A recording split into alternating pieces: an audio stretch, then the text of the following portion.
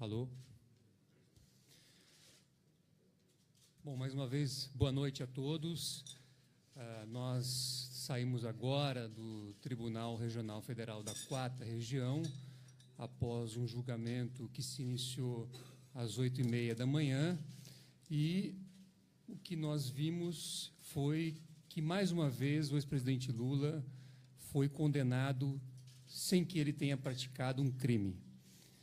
Os votos lidos durante o dia não conseguiram demonstrar qualquer elemento que indicasse a prática de um crime. Mais uma vez, prevaleceu o conceito de atos indeterminados.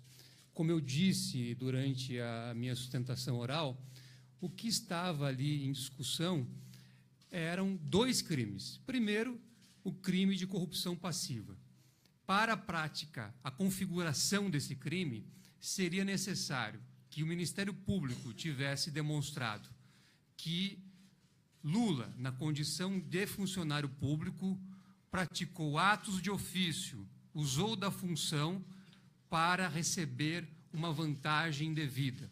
Seria necessário mostrar o nexo perfeito entre o uso da função pública e a obtenção de uma vantagem indevida.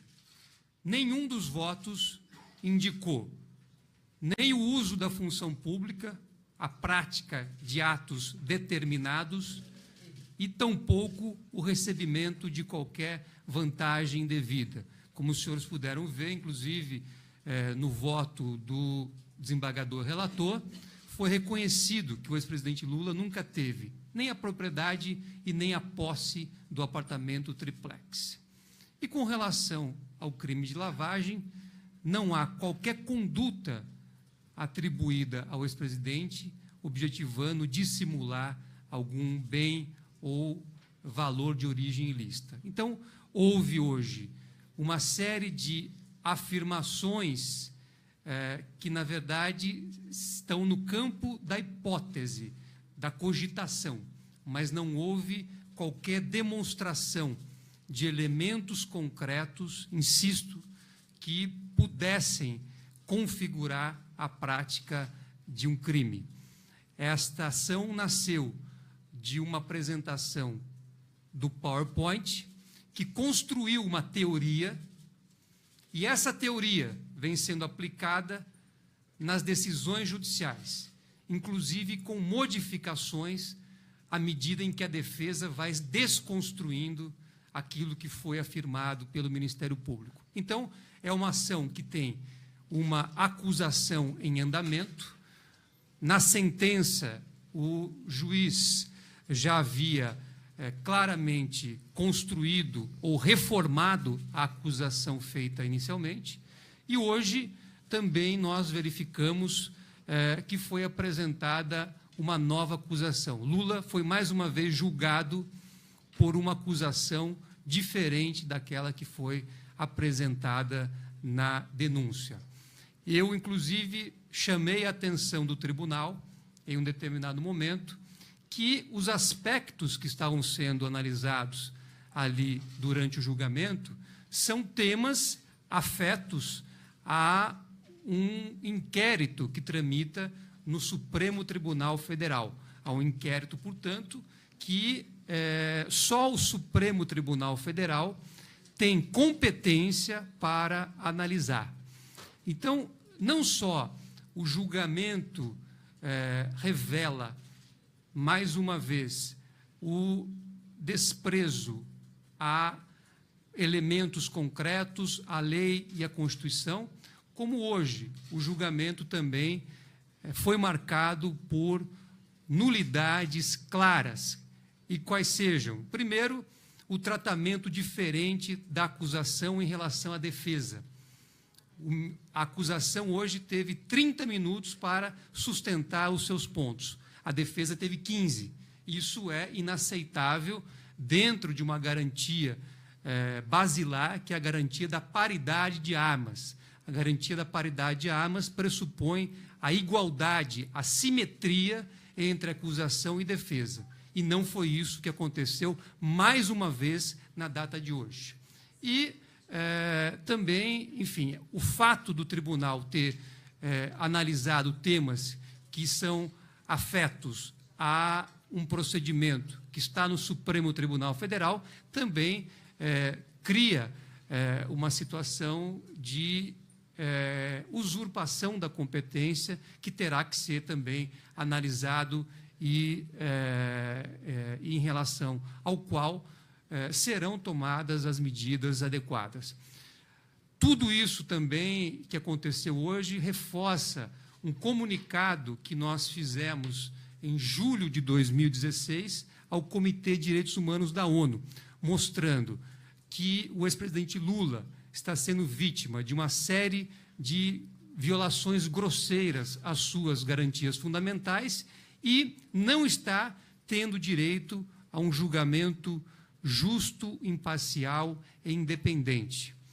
A marca hoje desse julgamento é o fato de Lula ter sido, como eu disse, condenado sem ter praticado um crime.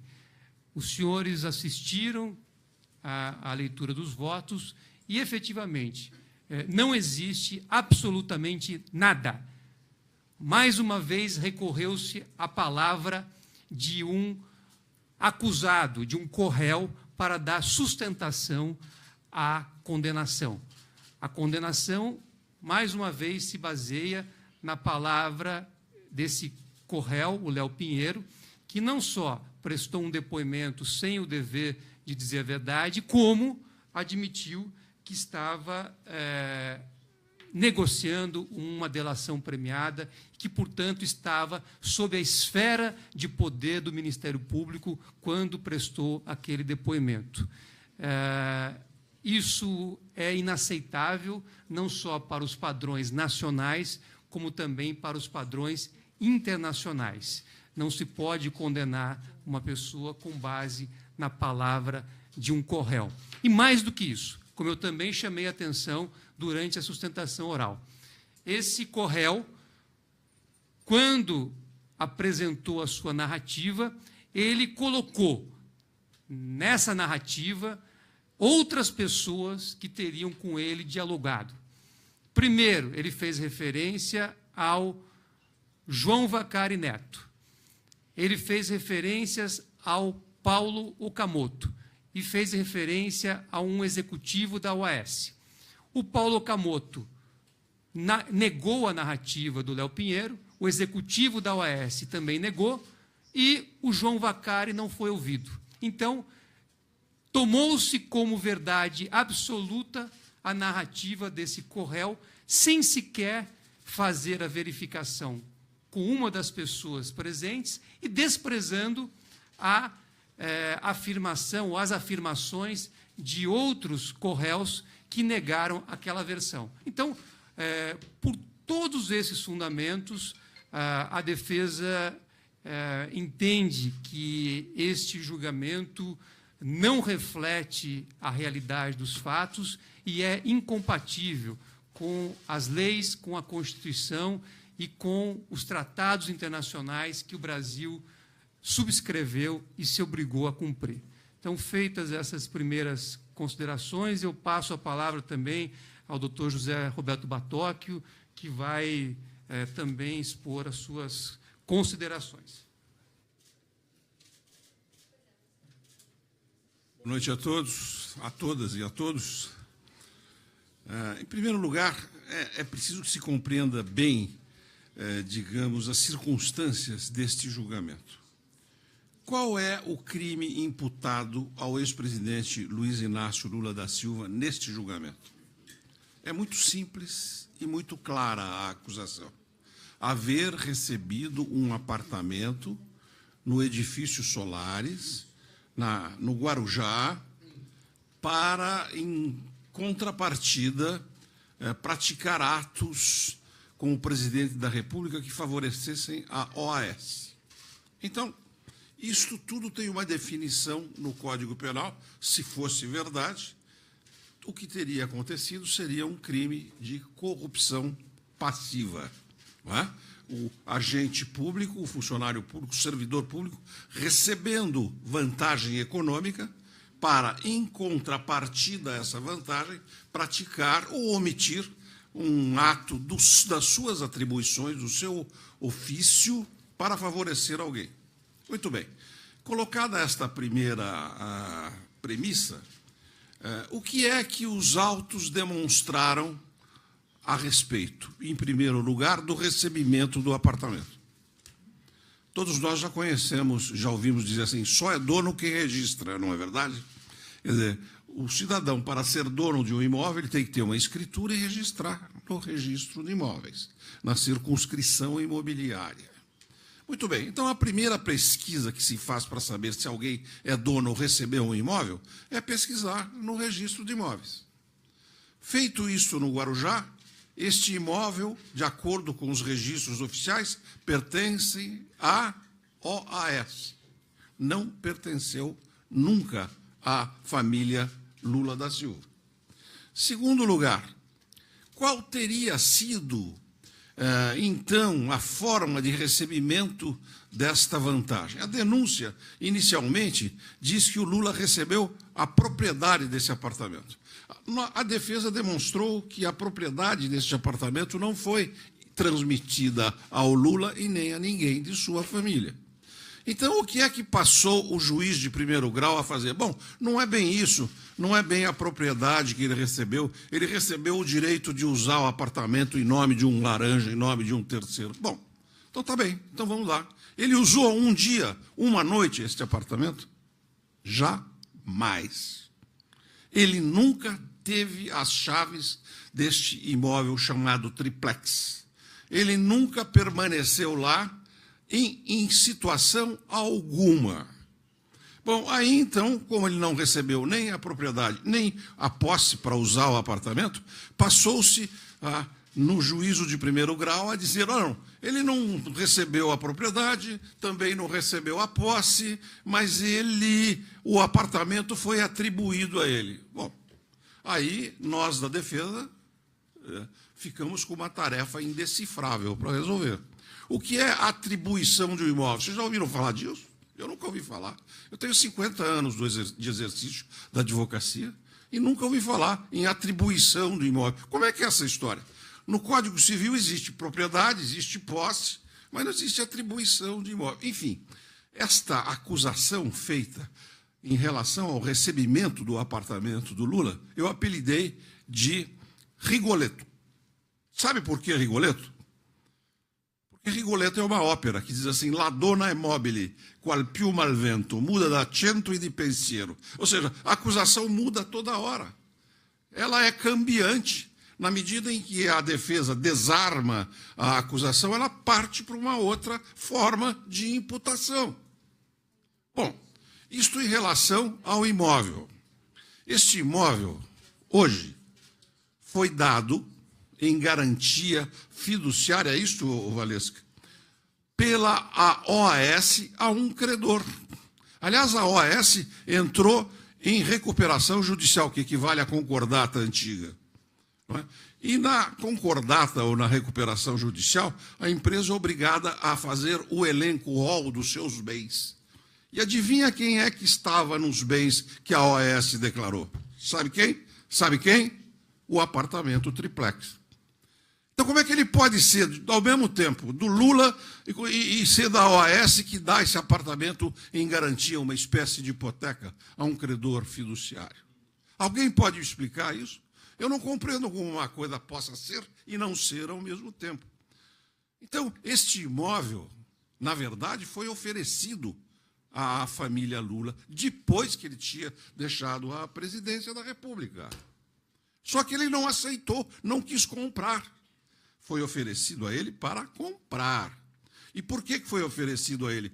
Porque muitos anos antes, em 2005, Dona Marisa, a esposa dele, tinha subscrito uma cota de pagamentos mensais para comprar um apartamento da Bancop.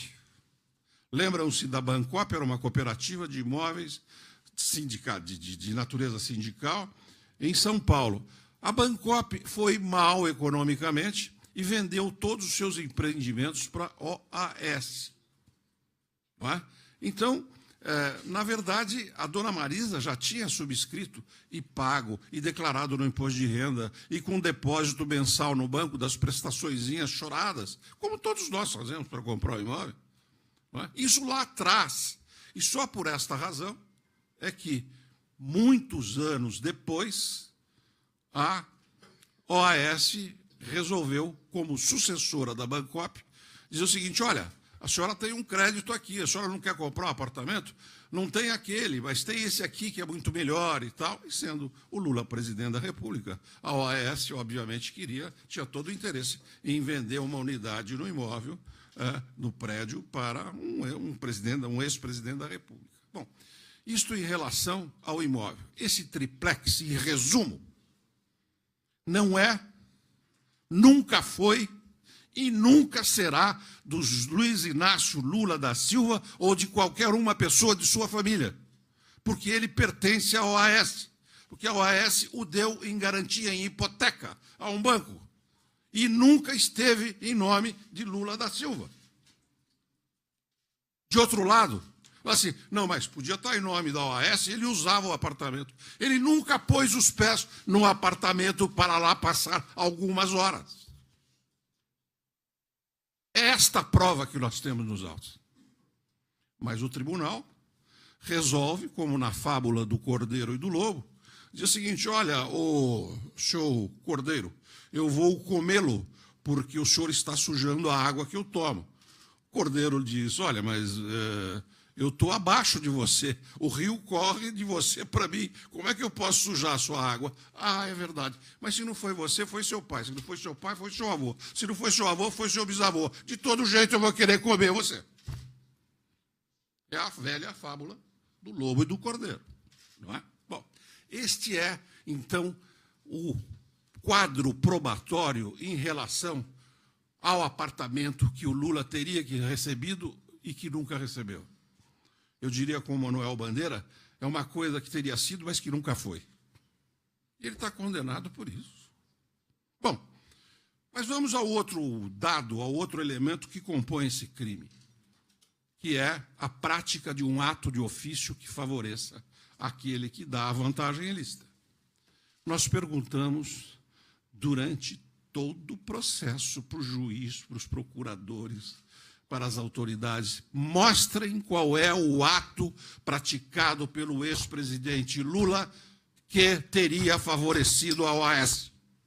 Qual é o ato? Ele deu uma concorrência? O que ele fez? Onde ele decidiu? Qual é o ato administrativo que ele baixou para favorecer a OAS? Não existe. Como o crime exige que aconteça a prática de um ato de ofício para favorecer alguém que paga em troca disso, o que é que a justiça, o que o judiciário fez até agora? Falou: bem, sabe como é? De fato, está escrito aqui no artigo 317 do Código Penal que receber ou solicitar vantagem indevida para praticar ato de ofício é crime. Mas, na verdade, nós não precisamos do ato de ofício. Então, a nossa pergunta fica sendo: se o crime diz que é preciso receber uma vantagem indevida, que é preciso haver a prática de um ato de ofício que favoreça aquele que dá a vantagem, e não existe nenhum dos dois, como é que nós ficamos? Nós estamos diante de uma condenação fora, acima das provas, com desprezo às provas trazidas aos autos e fora da lei. Porque a lei diz que para acontecer o crime de corrupção ativa é preciso que concorram essas duas situações que eu acabei de expor aos senhores. Isto gera uma grande insegurança jurídica no nosso país, porque nós sabemos que se nós não cometermos um crime, nós nunca seremos punidos pela justiça criminal. Mas agora o que se está vendo é que há punição sem crime. Este é o ponto, sem a prova de um crime. Então, nós não podemos aceitar isto. A Constituição e a lei é a medida de todas as coisas. Não é a vontade do juiz, não é o que o juiz acha, mas é o que a lei diz, o que a Constituição manda. É isto que deve nos governar. Aliás, o Estado de Direito é isso, né? É o governo das leis e não dos homens. É o governo das leis e não dos juízes. The rule of law. É o governo das leis.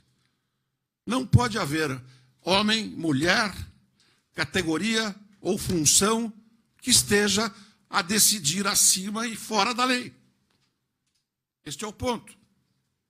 Então, meus amigos, o que nós temos aqui é uma condenação absolutamente divorciada da realidade probatória arrecadada, coletada, coligida nos autos.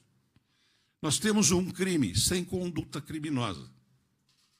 Nós temos um crime de resultado econômico sem que tenha havido essa vantagem econômica. Em suma, o que nós temos é um grande vazio e uma grande vontade de condenar. Isso é verdade. Não é? Nós estamos trocando, digamos assim, os parâmetros da lei pelos parâmetros da convicção. Eu estou convencido e tal. Bom, o nosso sistema judiciário, a nossa Constituição, diz que todo processo criminal tem que observar uma fórmula democrática que se chama devido processo legal. E uma das regras do devido processo legal, due process of law, que nós importamos do direito saxônico, qual é essa regra? Não pode haver condenação se não houver prova segura da existência do fato e da culpa de quem está sendo processado. O que nós tivemos, em primeiro grau, foi uma condenação sem prova do fato criminoso, da existência do fato criminoso e de que o acusado, o presidente Lula, tivesse praticado a conduta que a lei descreve como conduta criminosa. E o tribunal hoje, lamentavelmente, sancionou, referendou esta decisão. Nós dela vamos recorrer, seguramente, não vamos aceitar isto, porque nós lutamos muito. Nós lutamos muito para resgatar da ditadura militar a democracia que nós temos. Quando os militares entravam nos tribunais e caçavam os juízes, não eram as associações de juízes que os defendiam. Eu estou falando quando os militares entraram no Supremo Tribunal Federal e caçaram as atribuições judicantes de Evandro Lins e Silva, de Hermes Lima, de Vitor Nunes Leal, no período da ditadura militar. Fomos nós, não as associações de juízes que hoje vivem publicando notas aí, que fomos defender a independência dos juízes por amor à democracia, ao Estado de Direito. Nós, advogados, fizemos isso. O que nós estamos verificando agora é que o autoritarismo não veste mais aquela cor verde-oliva dos militares. Parece que o autoritarismo sofreu uma mutação cromática. Ela hoje se veste de preto. Ele hoje está a se vestir de preto. Condenação sem provas é condenação autoritária. Condenação sem a demonstração concreta e efetiva do ato criminoso é ato de autoritarismo contra a Constituição e contra a ordem democrática. Eu queria dizer aos senhores que nós temos sustentado isto durante todo o processo. Hoje nós ouvimos aí o seguinte: não precisa demonstrar qualquer ato do acusado para condená-lo. Isto está implícito, o ato de ofício que ele poderia ter praticado para favorecer, digamos assim, a OAS está implícito, e nós acreditamos na palavra do delator. Meus amigos, eu quero dizer uma coisa a vocês. Isto não é uma advertência da defesa de Luiz Inácio Lula da Silva. Essa é uma advertência de um sujeito, de um grande advogado, de um grande jurista francês que se chamava Chrétien Guillaume Malesherbes. Malesherbes, advogado de Luís XVI. Aquele que disse para a corte: senhores juízes, trago duas coisas: a verdade e a minha cabeça. Vocês podem pegar a segunda, que é a minha cabeça, depois de escutar a primeira. E foi o que aconteceu realmente. Não é? Então, o Malesherbes já advertia para o perigo de se dar crédito irrestrito à palavra dos delatores, porque os delatores têm interesse em atender à acusação para obter vantagens. O Malesherbes disse o seguinte: quando nós temos delatores à vontade, nós não precisamos de culpado para condenar as pessoas. Quando nós temos muitos delatores, nós não precisamos de culpados. Então, não vejo como se possa lavrar uma condenação como esta contra o ex-presidente Lula. Esse julgamento de hoje será julgado pela história. A história vai ler todas as nossas razões, vai ler todos os nossos livros e vai saber em que circunstâncias se condenou aquele que foi o maior líder popular das Américas, como diz o New York Times de hoje, de ontem. Não é? E então, os que hoje julgam serão julgados. Quem se lembra do nome dos juízes que condenaram Nelson Mandela na África do Sul? Alguém se lembra? Mas todos se lembram de Nelson Mandela.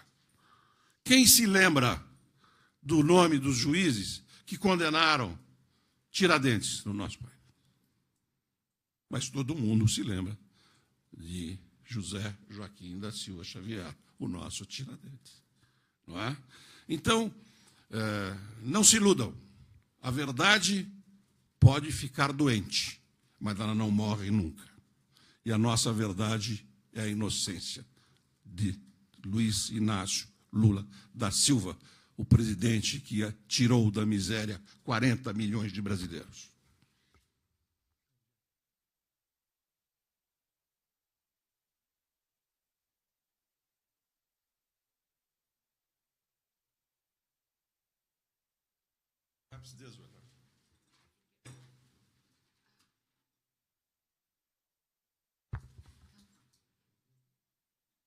Quer tentar isso aqui?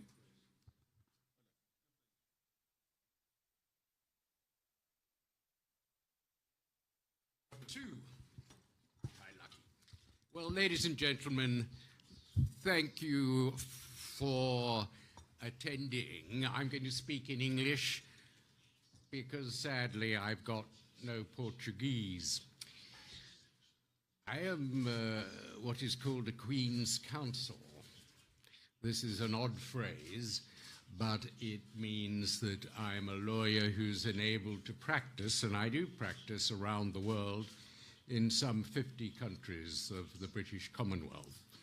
I've been a judge in Britain for many years, and I was the president, the first president of the United Nations War Crimes Court in Sierra Leone.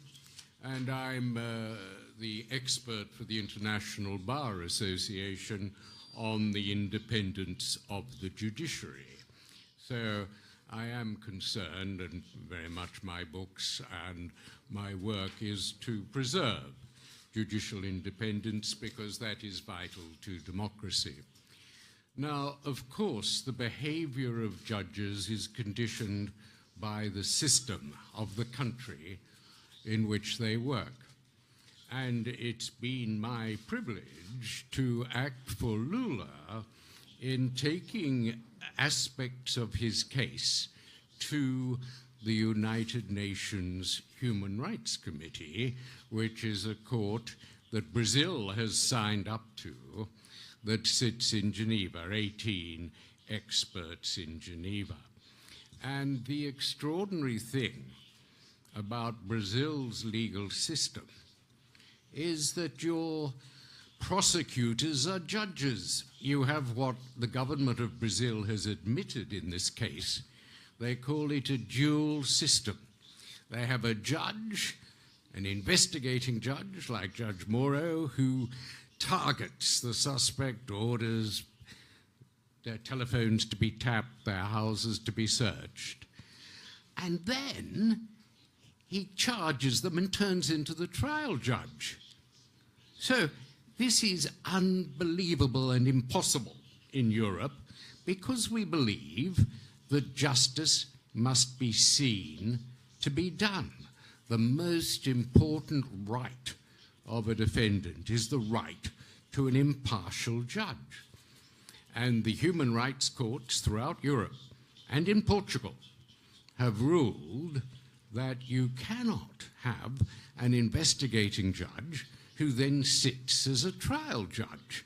It's like having the policeman who arrests you suddenly put on a wig and try you. Because, of course, the suspicions that are generated in the investigative stage make the judge unfit for trial because he's prejudged the issue.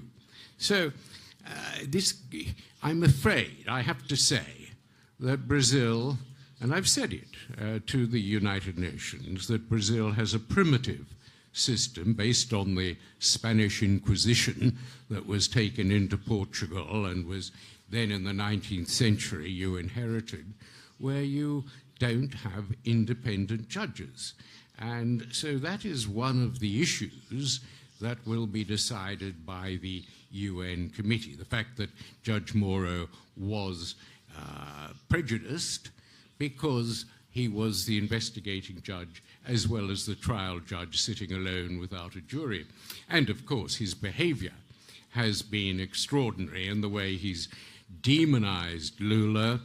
He's attended films and books that are defamatory of Lula.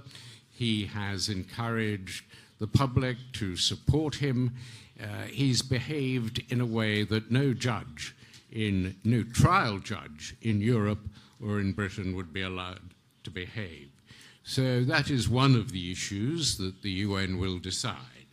There's also the fact that Judge Moro saw fit to release to the media audio tapes of telephone taps that he'd taken on Lula and his family, even an illegal tape that he had of Lula and Ms. Rousseff, sent for political reasons, to stir up a political fuss. Well, he had to apologize for that, but he should have been sacked. No judge who did that in Europe would be allowed to stay with the case. So you have, in being decided in Geneva, that and other issues. I mean, it's extraordinary. Here you had the prosecutor, de Lagnol, taking 90 minutes of television time before the trial started to tell the public why they thought Lula was guilty. This is inconceivable. We have something called the presumption of innocence that's in every human rights treaty, and Brazil does not honor it. So I'm afraid that these are the issues that will be decided by the UN, and they'll be decided on this year. We're going to submit our final application to the UN, our final response on Monday. I would stress that these are issues of procedural fairness. Lula has not had a fair trial in front of Judge Moro.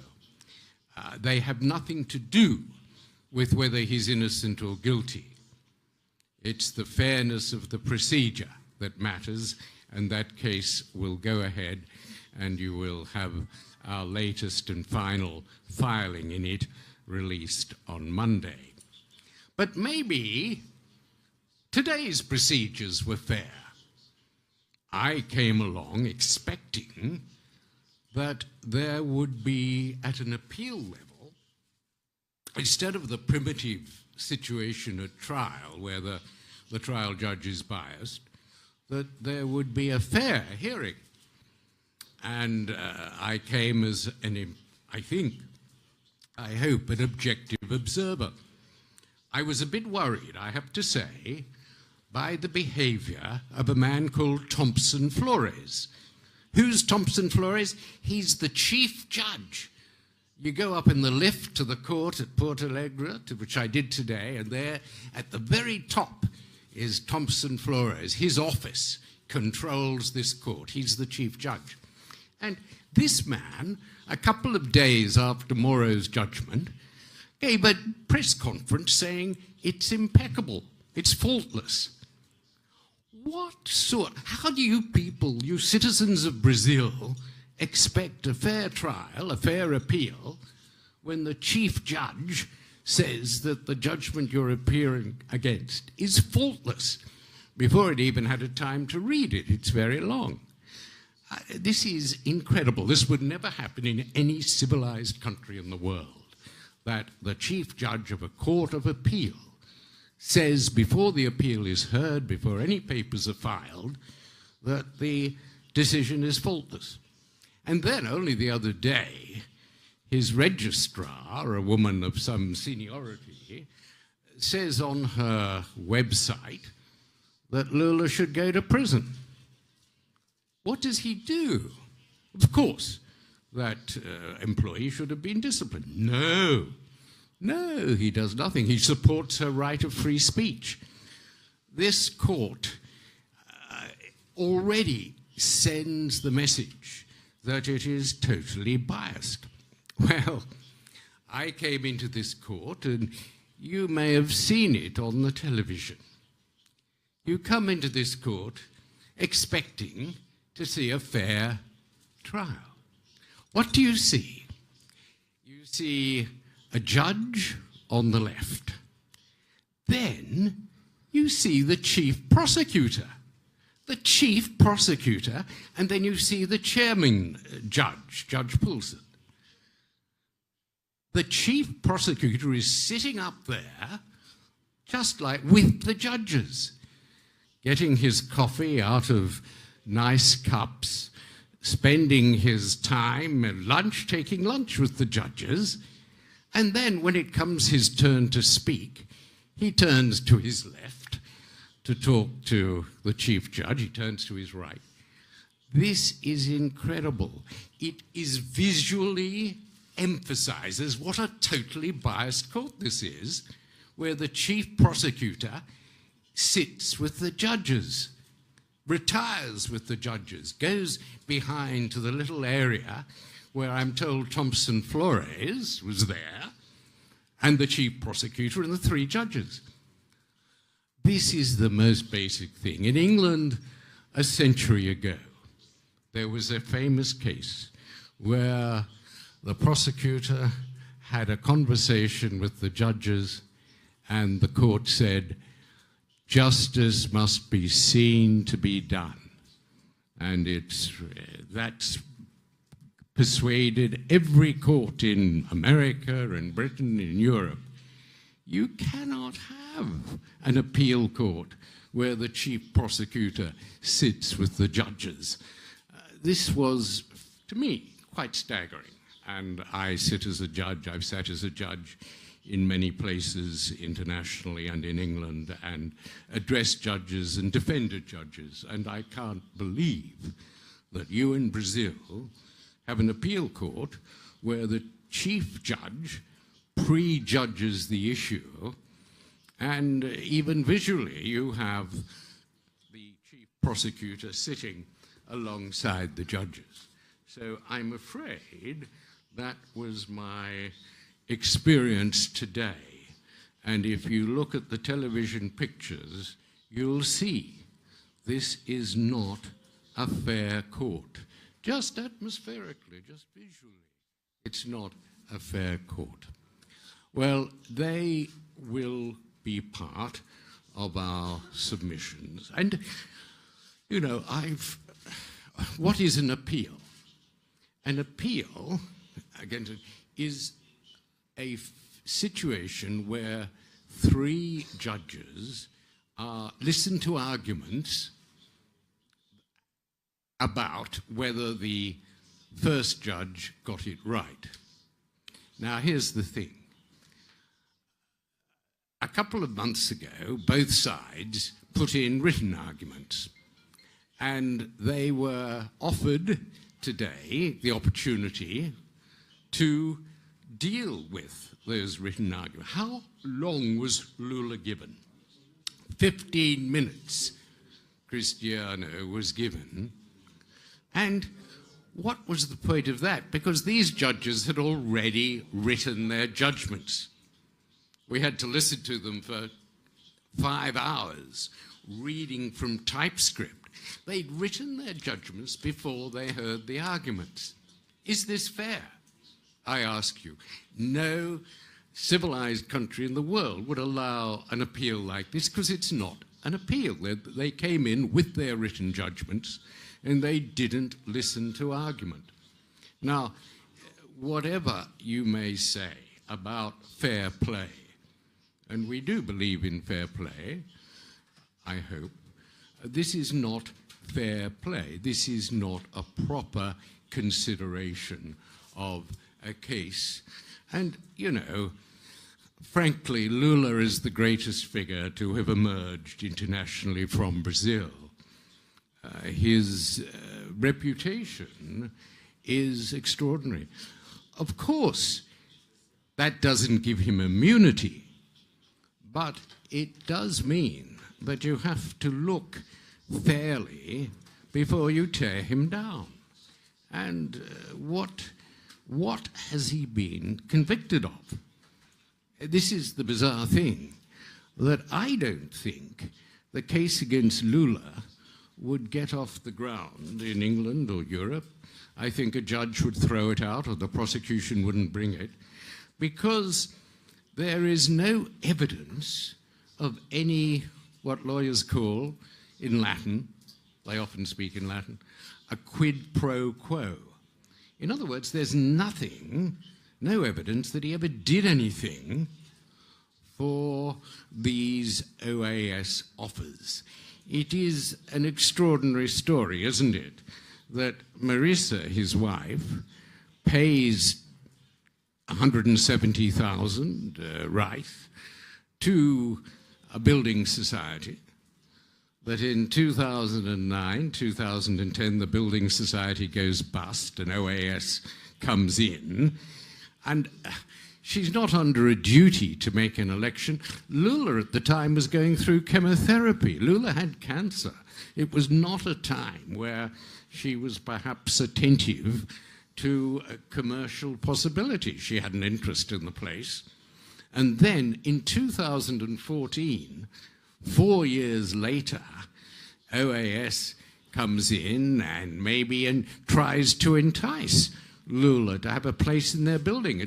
That's a very good commercial reason, isn't it, for offering him an upgrade in the apartment and offering to do some stuff, some renovations. But this is the extraordinary thing. Lula never lived there. Lula visited it once, and said to impartial witnesses and bodyguards and so on that he hated it, that he could never live there. So he is not receiving any benefit. The apartment stayed registered to OAS. Neither he nor Marisa had any interest. But at the end of the day, the reason why it's not corruption is that Lula never did anything. He wasn't in a position in 2014 to do anything. There was no corruption. And insofar as he's been given 12 years, which is a monstrously severe sentence, I think the soliciting a bribe is the charge. There's no evidence that he solicited it, and ultimately no evidence that he did anything for it. So it is not a criminal offence to listen to OAS try to sell you an apartment, because they're obviously interested in having a former president living there to increase the advantages, but he never accepted it, and so there's no crime. However, that's been dealt with by Cristiano. I have prosecuted corruption. I prosecuted or helped to prosecute General Pinochet in the English proceedings, and I've been involved in investigating the Medellin cartel in Antigua, and I've been in a number of corruption cases. I simply don't think that there is evidence of a corruption crime. But at the end of the day, this was an extraordinary and a rather sad experience, that international norms of fair trial and fair appeal do not seem to be built in to the Brazilian justice system. Thank you. Gente, então vamos abrir agora as perguntas aí dos jornalistas. São 10 perguntas apenas, eles estão muito cansados, tá? Então aqui primeiro. Pode ser. Boa noite, senhores. Eu sou a Simone Iglesias, da Bloomberg. Eu tenho uma questão com relação à decisão que foi tomada hoje e com o que o juiz, o desembargador Paulsen, falou com relação à execução da pena. Eu queria saber qual é a estratégia da defesa, já que, pelo entendimento do tribunal, a pena será executada após os embargos, após os recursos, os embargos declaratórios que serão apresentados por vocês e o julgamento desses embargos. É isso mesmo? Qual é a estratégia da defesa? O que vocês pretendem? Obrigada. A afirmação, na verdade, ela não tem nenhum efeito prático, porque a afirmação...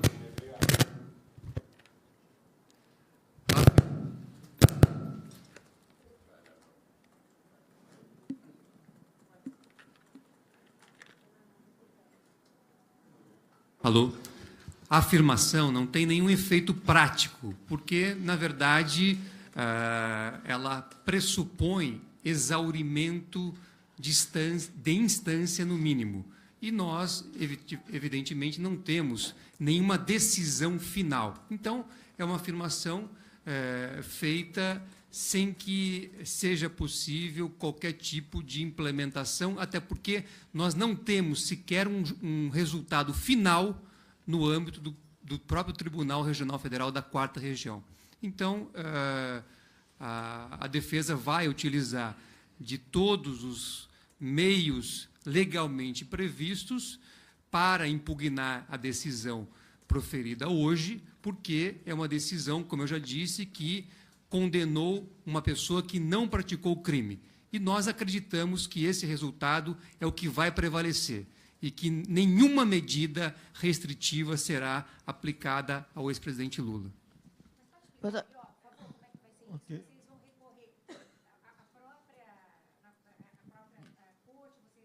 Ao STJ, ao STF, como é que vai ser, por favor? Ela está furando a fila. Só fala no microfone, por favor. Aqui tem pessoas inscritas aqui, senão a gente... Tá, por favor. Era que eu ia perguntar. Depois aqui, tá? Nós só temos 10, infelizmente, ok, gente? Tá. Ela vai responder a pergunta dela ou eu posso fazer? Tá.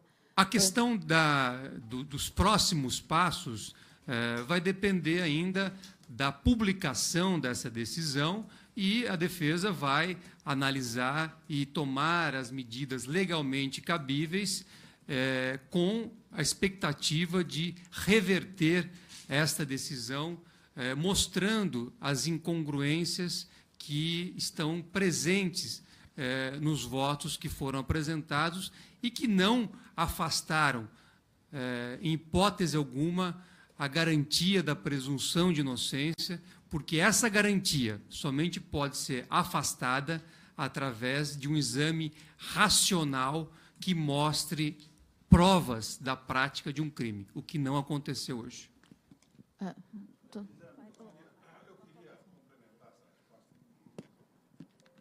Nós sabemos que a nossa Constituição dispõe como garantia fundamental da pessoa o fato, a circunstância de não ser considerada culpada até que a decisão condenatória proferida contra ela transite em julgado, ou seja, não caiba mais recursos. Não é? Essa foi uma decisão, esta questão de dar início ao cumprimento da pena depois de uma condenação em segundo grau, foi uma decisão que aconteceu no Supremo Tribunal Federal, não faz muito tempo, é relativamente recente, mas o Supremo Tribunal Federal o que disse assim, olha, em certos casos, o início da execução da pena pode, e não deve, né? Pode ser iniciado depois de uma condenação em segundo grau. Mas a experiência foi negativa, né? E, verificando a situação que nós temos hoje no Brasil, 726 mil presos, 40% dos quais em prisão processual, e que o sistema prisional está em colapso, francamente em colapso, o próprio Supremo Tribunal Federal está revendo esta posição. E há ministros como o ministro Marco Aurélio, o ministro Gilmar Mendes, o ministro Lewandowski, o ministro Toffoli, ministros do Supremo Tribunal Federal, que estão, digamos assim, decidindo no sentido de que não é obrigatório o início do cumprimento da pena depois da decisão de segundo grau, e que, em certas circunstâncias, o Supremo tem concedido habeas corpus para que a pessoa só comece a iniciar o cumprimento da pena depois de esgotados todos os recursos. Então, essa hipótese de que existe aí um entendimento sumular no Tribunal Regional, então, isso contraria a tendência que o Supremo Tribunal Federal, que é o órgão de cúpula do Poder Judiciário, está adotando recentemente. De modo que, sinceramente, a despeito do que ficou dito hoje lá no tribunal, nós vemos essa possibilidade de cumprimento de pena de um ex-presidente da República que não oferece nenhuma periculosidade, não é nenhuma ameaça social, com uma hipótese realmente exagerada e absolutamente desnecessária, né? É só isso que eu queria acrescentar, Cristiano. Doutor Zanin, Lisandra Paraguaçu, da agência Reuters. Eu queria saber se vocês já estão planejando entrar com os embargos agora já na segunda-feira, que o prazo é menor, né? E eu queria saber também se surpreendeu vocês o fato da sentença ser exatamente igual dos 3 desembargadores, coisa que não é muito comum. Bom, em primeiro lugar, a grande surpresa foi, estes autos têm 256 mil páginas. Eu vou repetir bem o número para você. 256 mil páginas. Nós sabemos que o processo é distribuído por um relator, que tem que ler tudo isso para fazer um julgamento criterioso, conforme os desembargadores disseram hoje. Esse relator, depois de examinar essas 256 mil páginas, ele transfere, digamos assim, a oportunidade para o revisor, que é o segundo juiz, que examina essas 256 mil páginas, e o terceiro juiz, na verdade, oficialmente, ele não recebe os autos. Não é? Então, a primeira surpresa foi a celeridade deste julgamento, considerado o volume do processo. Não é? Para digerir 256 mil páginas, para um ser humano é um trabalho hercúleo, mas tudo bem. Vamos lá. Agora, a circunstância de que nós manifestamos uma certa estranheza quanto a este fato aumentou com o julgamento imediato pelos 3 juízes. Os 3 leram as 256 mil páginas. Eu não tenho nenhuma razão para duvidar de que eles tenham feito isso, embora o tempo tenha sido, em certas circunstâncias, de uma semana ou pouco mais do que isso. Não é? Bem, mas o fato é que não é que a gente está se queixando da celeridade da justiça neste caso. Não, ao contrário. A justiça tem que ser rápida, senão ela é injustiça. Já dizia Rui Barbosa lá no século retrasado, não é isso? Agora, ela não pode ser rápida para uns e demorada para outros. Assim como quem espera um transplante de fígado fica numa fila porque tem que ser atendido de acordo com a ordem cronológica por uma questão de isonomia, também os processos dos tribunais têm que observar. Não pode ter um processo que é mais processo que os outros processos. Nenhuma urgência que seja mais urgência do que outras urgências. Principalmente porque nós sabemos que, legalmente, a preferência nos tribunais de julgamento é processo de réu preso. Quem está preso tem mais urgência para ser julgado. Não é? Então, foi apenas isso. Nenhuma crítica ao tribunal, mas são fatos que foram constatados e que foram objeto de manifestações, inclusive do Cristiano, e que hoje no tribunal foi dito, né? Olha, estão reclamando que o processo anda mais rápido, mas não é uma reivindicação da sociedade que os processos sejam rápidos para todo mundo. Senão nós vamos cair no George Orwell, né? Uns são mais rápidos do que os outros. Né? Na verdade, queria lembrar que, na verdade, veja bem. Doutor. Não, um minutinho só. Um minutinho só. Vamos lá, só lembrando que a condenação não foi feita com base em delatores, foi feita com base em palavras de corréus, que não têm obrigação de falar a verdade. Delatores têm obrigação de falar a verdade e corroborar essas afirmações com documentos. A PGR afirmou que Léo Pinheiro não só não falou nada incriminador contra o ex-presidente Lula, como também não forneceu nenhum documento que corroborasse essas ações incriminadoras supostamente faladas pelo Léo Pinheiro. É uma situação absolutamente estarrecedora. O Léo Pinheiro, enquanto corréu, obteve as mesmas premiações de um delator, com a obrigação de falar a verdade. Vamos lembrar que, em março de 2017, a Corte Interamericana de Direitos Humanos já julgou, em um caso do Peru, que é impossível a condenação, que fere os direitos humanos, a condenação de uma pessoa com base em palavra de corréu. Nós estamos vivenciando realmente uma situação em que não se tem certeza jurídica. Nós, hoje, vivenciamos um julgamento que violou as regras de direito societário, direito imobiliário, direito civil, direito de mercado de capitais, direito cooperativo. Nós precisamos voltar a aplicar o direito, vivermos um Estado de direito. Sem isso, não podemos mais pensar numa democracia plena. Quero deixar isso bem claro, que hoje nós, sinceramente, rasgamos vários diplomas legais. Doutor.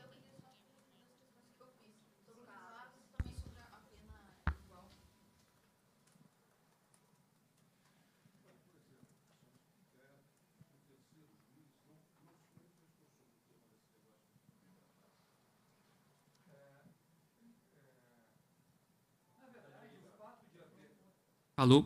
Oi, o fato de haver 3 votos coincidentes não é o que mais surpreende. O que mais surpreende é que 3 desembargadores proferiram voto por um longo tempo e não há no voto de nenhum deles qualquer elemento concreto que possa demonstrar que o ex-presidente Lula tenha praticado um crime.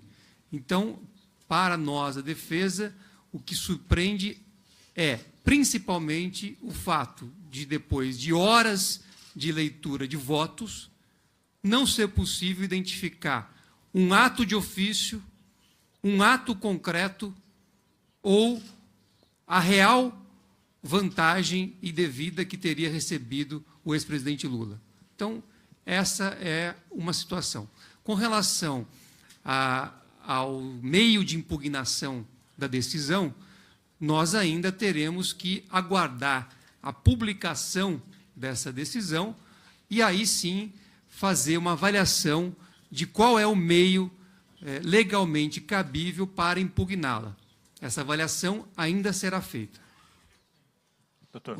Um dos desembargadores chegou a citar a questão do domínio do fato, que é uma tese que vem sendo usada pelo Supremo desde o caso do Mensalão, e ele, inclusive, citou o caso do Mensalão, o que parece demonstrar uma tendência do judiciário brasileiro. Sendo assim, o domínio do fato, assim como foi usado no caso do Mensalão, não é uma tendência que ele seja utilizado novamente no Supremo e o presidente Lula seja derrotado, já que a derrota por 3-0 surpreendeu muitos dos militantes, não sei como chegou a defesa do presidente.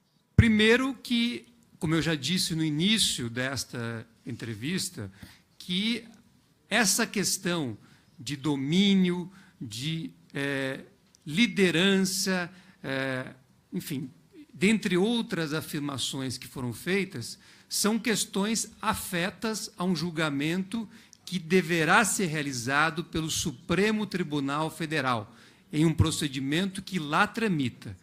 Segundo, não se pode usar da teoria do domínio do fato para superar a prova da culpa. E o que se viu hoje é, mais uma vez, um uso retórico da expressão domínio do fato para superar uma situação em que não há prova da culpa. Então, penso que são essas duas questões. Não seria cabível esta análise, até porque a acusação que deveria ser julgada hoje, ela está delimitada na acusação de corrupção passiva por ter praticado atos de ofício para recebimento de um apartamento e de uma reforma em um apartamento e numa suposta lavagem. O que se viu hoje foi muito além, foi uma análise que, como eu disse, não caberia ao Tribunal Regional Federal da 4ª Região fazer, porque ela está afeta ao Supremo Tribunal Federal. Doutor, vamos respeitar a vez aí, né?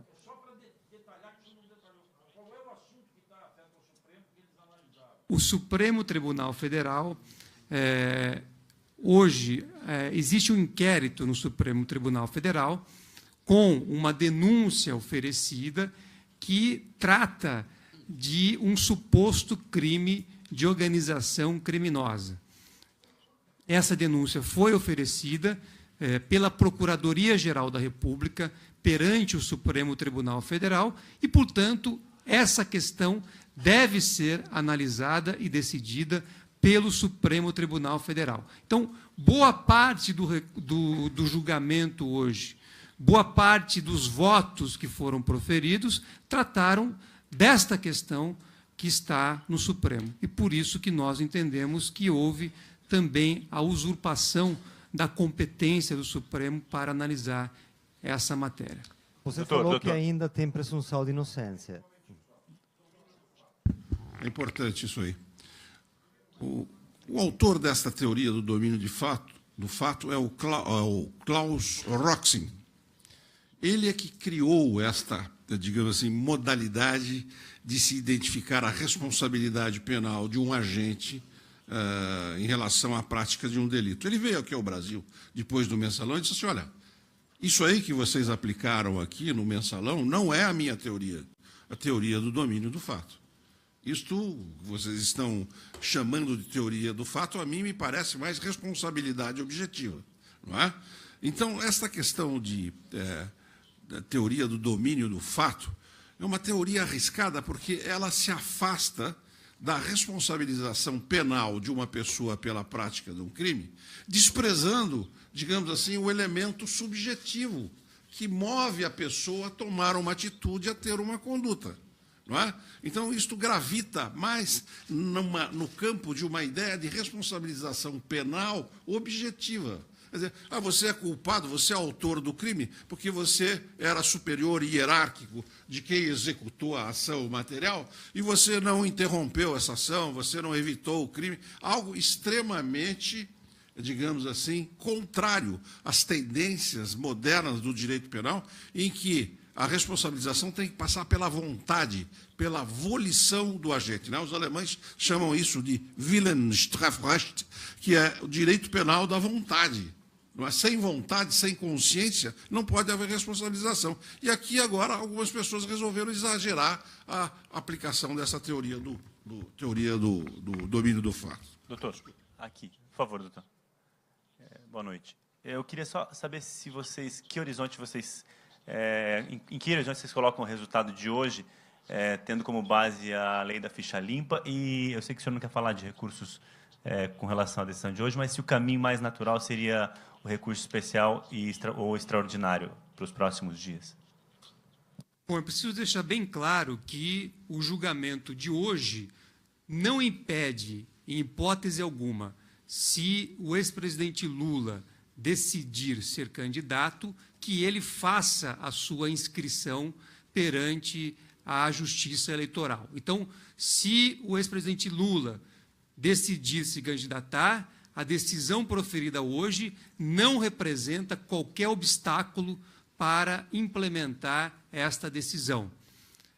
A questão da lei da ficha limpa, se o caso, será discutida no âmbito da Justiça Eleitoral, se houver uma impugnação. Então, nós estamos, na verdade, diante de várias hipóteses. A única garantia é que, se Lula quiser ser candidato, o julgamento realizado hoje não pode impedir que ele registre a sua candidatura. Com relação aos recursos voltados a impugnar a decisão de hoje, como eu disse, é difícil, neste momento, precisar, porque nós ainda precisaremos, após a publicação, ler os votos, verificar se há omissões, contradições e outros vícios, e aí decidir se será caso de embargos de declaração dirigidos ao próprio Tribunal Regional Federal da 4ª Região, ou então se é o caso de recursos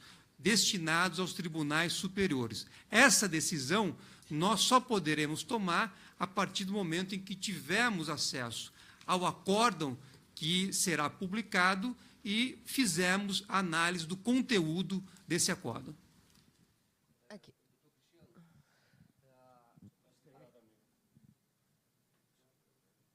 A decisão de hoje, o agendamento desse processo rápido, à frente de outros, a rapidez com que os desembargadores analisaram o processo, despertam uma suspeita fundamentada de que, por trás desse processo, há, sim, interesses políticos.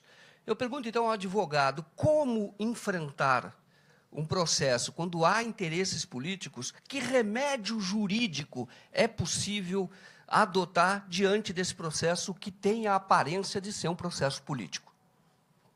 Nós sempre dissemos que esse processo começou com uma motivação política, porque ele é fruto de uma denúncia que foi apresentada sem qualquer materialidade em rede nacional, através de um PowerPoint escandaloso e que desprezou a garantia da presunção de inocência e foi se desenvolvendo ao longo do tempo também por meio de ações políticas. Tanto é que eu disse hoje, inclusive, na tribuna, que o componente político ou os componentes políticos do processo não são afirmados apenas pela defesa. Recentemente, o Conselho Nacional do Ministério Público proferiu uma recomendação a um dos membros da Força Tarefa da Lava Jato para que parasse de utilizar as redes sociais para emitir juízos políticos, para tentar demonizar a pessoa que ele está acusando no tribunal, o que é inaceitável do ponto de vista jurídico, porque aquele que exerce o poder do Estado, ele tem limite, ele não pode abusar do poder. E quando se verifica que os agentes que dispõem desse poder estão também, simultaneamente, fazendo ações políticas, é mais uma configuração de que o processo ele tem um componente, ele tem um viés político muito claro. O fato do ex-presidente Lula ter sido condenado em primeira instância, sem qualquer prova da culpa, e hoje essa condenação ter sido confirmada também, sem demonstrar qualquer elemento da culpa, só reforça aquilo que nós sempre dissemos. Esse é um processo que faz parte do lawfare, faz parte da guerra jurídica que foi instaurada contra o ex-presidente Lula para o fim de tentar inviabilizar ou de prejudicar a atuação política dele. E a defesa tem utilizado de todos os meios cabíveis para impugnar essa situação, para poder, enfim, enfrentar uma situação que tem um componente político muito forte.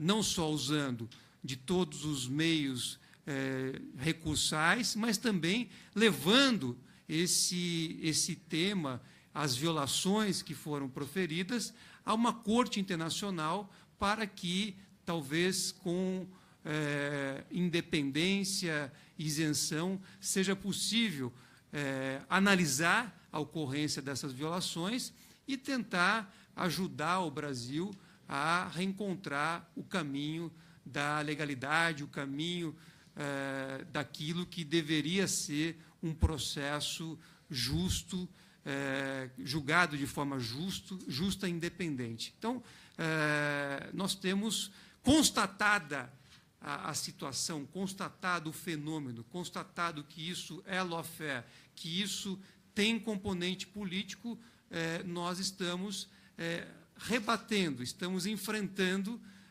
usando dos meios legalmente previstos para essa finalidade, tanto nas instâncias nacionais como também nas instâncias internacionais. E, mais do que isso, também tentando levar ao público essa situação através das informações que têm sido disponibilizadas por nós, a defesa.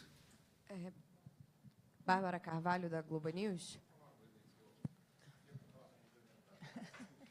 Desculpe atalhá-la.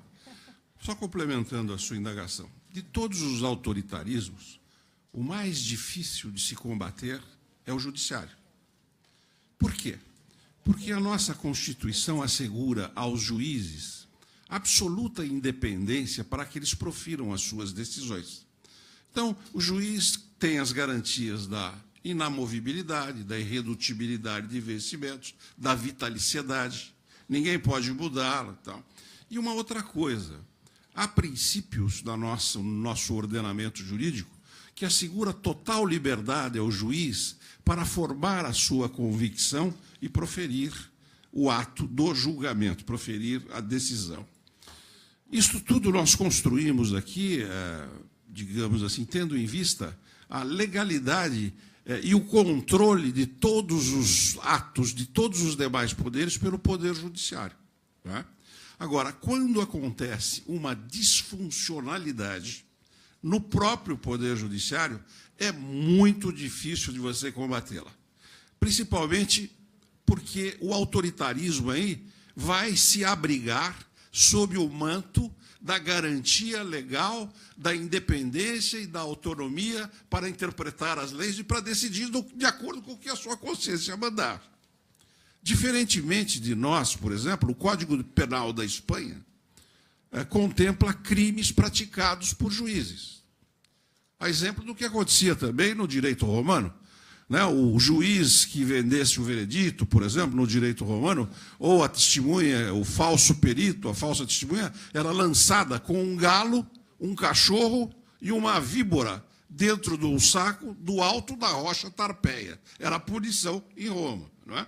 Na Espanha, o Código Penal contempla esses crimes de jurisdição. Porque pode acontecer, não é a regra no Brasil, mas pode acontecer que o juiz, por motivos absolutamente pessoais, queira perseguir um cidadão, ou se enamore do cônjuge dele ou dela, e utilize, digamos assim. Já aconteceu aquilo. E isto é uma situação realmente difícil de se combater, porque existe esta proteção legal. O que nos cabe fazer, para encerrar essa resposta, o que nos cabe fazer é usar o único instrumento que nós temos, a lei, a Constituição, para denunciar estes fatos, como disse o Cristiano, internamente pedir providências e externamente.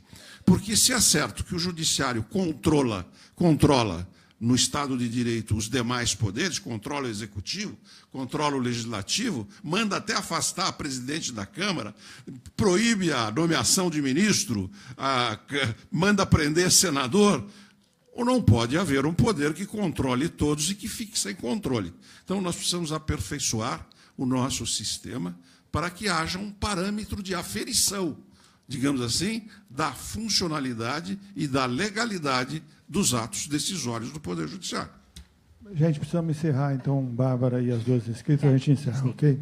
A defesa vem falando sucessivamente da falta de provas. Queria saber se vocês gostariam de comentar o segundo voto hoje, que falou de provas de A a T, e uma outra questão rápida sobre a citação da organização criminosa. Inclusive, durante um dos votos, falou-se que essa denúncia de agora, dessa ação, era só um ponto em relação ao ex-presidente Lula, que nem estava se falando ali sobre organização criminosa, que é essa questão que corre no STF. Gostaria de saber se vocês queriam se posicionar sobre isso também. Aquilo que se falou de A a T não é prova. Aquilo, na verdade, são indicações que foram construídas e que não têm amparo na realidade dos fatos. Falou-se ali de rasuras e a perícia sequer identificou quem fez, quando foi feita, até em reportagem jornalística. Então, prova, efetivamente, não tinha nem na letra A, nem na letra B, nem na C, nem na T. O que havia ali eram indicações que jamais poderiam servir para justificar a condenação nem do ex-presidente Lula e nem de qualquer cidadão brasileiro. Efetivamente, a base da condenação continua sendo o depoimento de Léo Pinheiro. Esta é a base da condenação. Aquilo que estava em julgamento era, como eu disse, se houve ou não a prática de um ato de ofício e do recebimento de uma vantagem devida. E esta acusação foi julgada com base na palavra exclusiva do Léo Pinheiro. Ok, uma última questão. Com relação à organização criminosa, durante o julgamento, efetivamente, foram tratados temas relacionados a esse assunto e que não poderiam ter sido objeto de julgamento deste tribunal, porque, como eu já disse, só o Supremo Tribunal Federal pode analisar esse assunto. Por quê? Porque o Procurador-Geral da República apresentou o pedido de abertura de inquérito no Supremo Tribunal Federal e depois apresentou uma denúncia perante aquela corte. Então, a escolha foi do próprio Procurador-Geral da República que levou o assunto ao Supremo Tribunal Federal.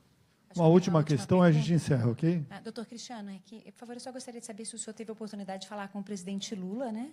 E qual foi a reação dele, o que ele falou depois do julgamento de hoje, por favor. Obrigada. Eu, evidentemente, conversei com o ex-presidente Lula e a reação da pessoa que é acusada sem ter praticado um crime.